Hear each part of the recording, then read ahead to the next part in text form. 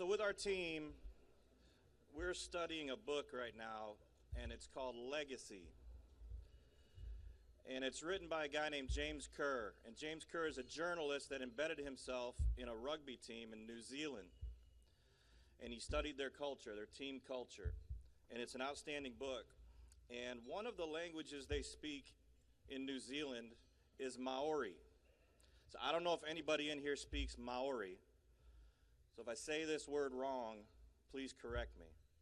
But they use a word in the book, and the name of the word is Wakapapa. All right? And it's spelled Wakapapa.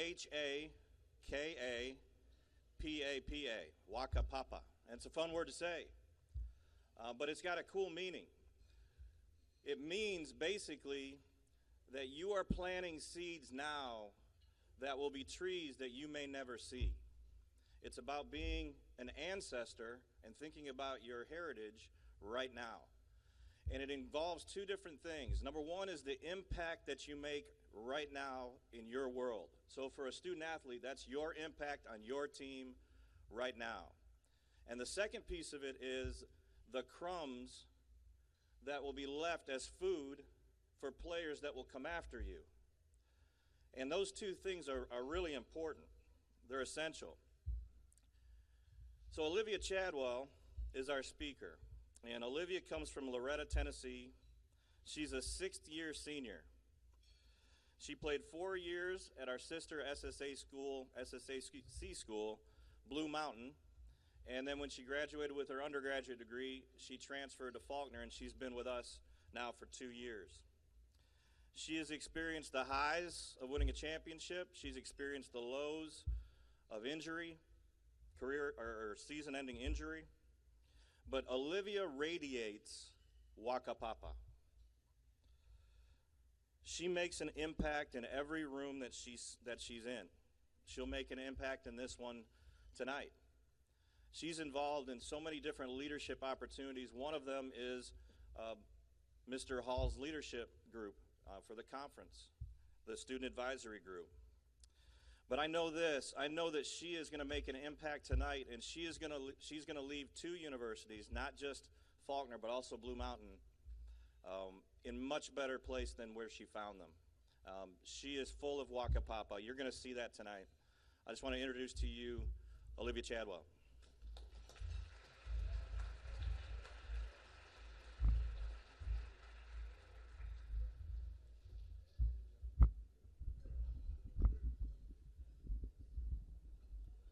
Can everybody hear me? Awesome.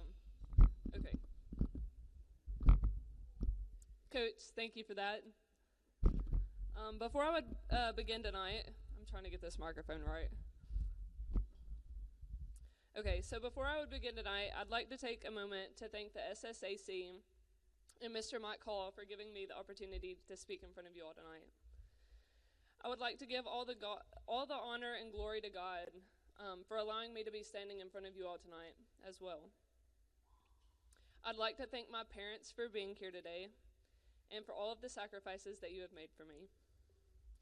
I'll never be able to thank you enough for everything that you have done for both me and my athletic career. And I'm so blessed to have you two as my parents. I'd also like to give a shout out to my team, my coaches, my managers, the team chaplain, and our athletic trainer for pushing me and encouraging me throughout these past 2 years. To the coaches that I've had past and present, thank you for helping shape me into who I am today. And to the game of basketball, thank you for being my first love. So as Coach said, my name's Olivia Chadwell, and I am a 6th-year graduate student. And that's true. That's 6 years. That's a long time. It's been pretty funny being 6 years older than some of the girls on the team this year, and they have loved calling me the great-grandmother every chance they get. All jokes aside, though, I have been so blessed to play basketball all these years while continuing to further my education by obtaining 4 degrees from 2 different colleges. Some of you may be wondering, why on earth has this girl played for this long? And some of you may be wondering how you could do the same. Well, you see, my story is quite different than most. 18 years ago, in a small town in Tennessee called Loretto, a little girl fell in love with the game of basketball. I remember the day that my parents surprised me with my very own goal. I remember the nights that I would stay out late shooting in the yard with the littlest bit of light coming from the floodlights on our house. I remember laying on the floor practicing my form shooting until I got it just right. And that little girl had no idea how much basketball would change her life or the places that it would take her. But I think that she always knew that basketball was so much more than just a game. I remember when I was a senior in high school, meeting college coaches for the first time. Crazy enough, I found myself committed to a small, private Christian school in the middle of nowhere, Mississippi. Those of you who have been to Blue Mountain know what I'm talking about. Throughout the next 4 years there, I was able to meet so many amazing people, and I've been blessed to still have those relationships today. I loved my time there, but with that time, I would also end up facing some of the most difficult things I've ever been through. But those hard times helped shape me into who I am today. As my senior year at Blue Mountain was coming to an end, I realized that I just wasn't ready to hang up my shoes yet. My love for the game had dwindled some, but I still had the desire to play.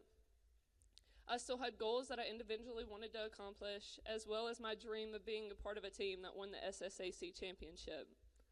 My heart ached knowing that this could have been the last time to ever lace up my shoes, put on my jersey, be surrounded by my teammates, and play the sport that I loved so dearly. Yet I found myself verbally committing to hang up the shoes and begin assistant coaching at another NAIA school, but I had no peace in that decision. I realized that if I wanted to, I could use my 1 year of COVID eligibility to play somewhere else. I thought back to my senior year of high school and how Faulkner had shown interest in me, and I prayed that the Lord would open doors if it were in His will for me to continue playing. I could have emailed a number of college coaches, but I had such a peace when it came to Coach Sutton and the Faulkner program that he had created. In the days following, I found myself driving down to Montgomery, Alabama to meet and play with the team, tour the campus, and talk basketball. And I instantly fell in love. I felt at home with the team and the group of girls. That summer, I committed to playing at Faulkner University. And to Coach Sutton, I want to just thank you for taking a chance on that fifth-year senior. Thank you for believing in me, and thank you for allowing me to be surrounded by such an amazing group of people. I had the opportunity that year to play in 3 games. When on Sunday afternoon in practice, I did a simple jump stop. When I heard a pop. The pain was something I had never experienced before, but it was almost instantly that I knew that something was wrong. After 3 days of waiting, I received the report that I had torn my ACL, my MCL, and my meniscus. At that time, I found myself doubting the Lord's plans for my life. I found myself asking the question, Olivia, you say that you trust God, but do you really trust Him as much as you say you do when you doubt His plans for your life? Once I began trusting and believing that there was a purpose in the midst of my pain, I had such a peace in my situation. Since I was only able to play in 3 games that year, I was able to medically redshirt that season. And before Coach Sutton ever knew if I was going to be able to play again, he graciously offered me the opportunity to come back for my 6th and final year of eligibility. So on December 28th, I finally had my knee surgery. I knew that the road to recovery was not going to be easy. I knew that it was going to take hard work and discipline in order for me to be ready for that final season. From the beginning of my rehab process, I was ahead of schedule, but somewhere along the way, I had a major setback. And from that moment on, my recovery was going to be far from normal. In May of 2023, I had to have yet another surgery for my knee. Throughout all of this, I could not have asked for better people to have been surrounded by. My parents, they were there for me every step of the way. My dad helped provide wisdom and encouragement when I needed it most, and my mom was my rock and best friend through it all. My doctors, physical therapists, athletic trainers, teammates, managers, coaches, and friends have been such an amazing, encouraging, and uplifting group of people to me during this time. And I really believe that if it weren't for their support, I would never have made it this far. So to make a long story short, the second surgery did not help my pain subside. So in September, we decided that it was finally time to get a second opinion. And we received some more very discouraging news. The doctor told us that I had a very unique tear called a ramp lesion, and that the only way for this to be fixed was through another surgery. He said that he could have done the procedure as soon as I was ready, but I wasn't ready, you know? How could I be? 3 knee surgeries in less than a year, plans and dreams that I had gone just like that. I couldn't shake the feeling. The days following this report were very confusing and heartbreaking, but with that, I chose to believe again that there was a purpose in the midst of the pain that I was going through. I was forced to make a decision this year. Do I have surgery now and possibly risk losing my entire last season? Or do I play through the pain and understand the risks that come with it? And after seeking advice and praying about it, I chose to postpone the surgery until after this season was over. And to be completely honest with all of you, the past 2 years of my life have been some of the most difficult years that I've ever been through. And as the days have gone by this season, it's brought along its challenges as well. Hurting my knee was a wake-up call that brought me to the realization that I won't get to play basketball forever. And with that realization, I found myself asking the question, who am I without basketball? Maybe some of you here tonight are feeling and experiencing the same thing. I've always said that my identity has been found in Christ, which it is. But I believe that each one of us have put some form of identity into the sport that we have played all of our lives. I've spent so many nights this year wrestling, questioning, and searching for the answer to the question of who am I without this sport. Because this sport for the past 18 years of my life have been just that. It's been my everything, and it's been my identity. My journey has not been without its scars, literally and figuratively at this point. But those scars have stories. They have memories, and they have helped shape me into who I am today. This journey has not been easy. It's been rather difficult, actually. It has had many highs, and it has had its many, many lows. But even through all the heartache, the injuries, the pain, the sweat, blood, and tears, I know that I have given this game every single piece of me. Last year when I tore my ACL, I thought that my basketball career was over. The end of each of our athletic career is inevitable and unavoidable, whether that be forced or by choice. Each one of us will face the time when we must hang up our shoes, fold away the jersey, shoot our last shot, take our last charge, because I love doing those, and huddling with our team for the last time.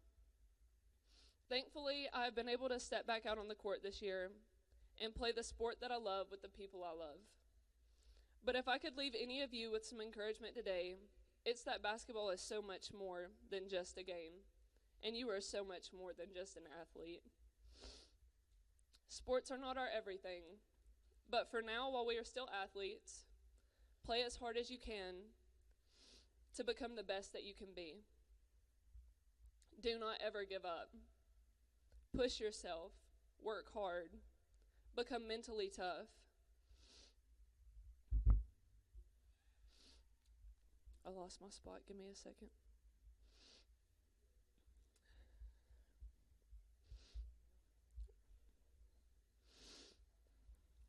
Always go the extra mile. Show up early and leave late. Have a positive attitude. Encourage others. Compete against yourself to be better than you were yesterday. Have no regrets. Be coachable. Respect your coaches and their decisions. Have a passion and a love for this game. Be a player that has heart. Be a player that has grit. Dive after every loose ball that you can. Take those charges. And choose to have fun and enjoy the moments that you have left. I'll close with this. Someone told me that if you've ever given yourself to something and truly cared about it, then you've probably been scorned and covered with scars. It seems really sad, but you see, I think that's what makes all of these things worth caring about. In standing in front of you all tonight, I wanted my heart and my passion for this game to be known. I wanted to provide you all with at least a little something that you could take away with from my speech.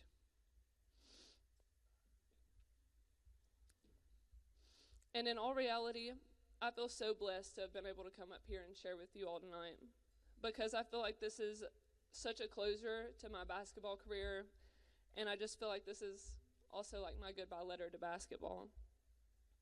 At the end of the day, I know that I have given everything that I could have to this game, and I have soaked every last drop out of it that I could. I have given it my heart. So to basketball, thank you. Thank you for being there for me all my life. Thank you for being my first love. You have been my everything. Thank you for the scars.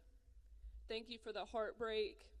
And thank you most of all for giving me the opportunity to care and love something so much that walking away is one of the hardest things that I've ever had to do. Thank you for all of the people that you have brought into my life and for the lessons that you have taught me along the way. Without you, I would not be who I am today. And so, to the game of basketball, thank you for everything. Matt.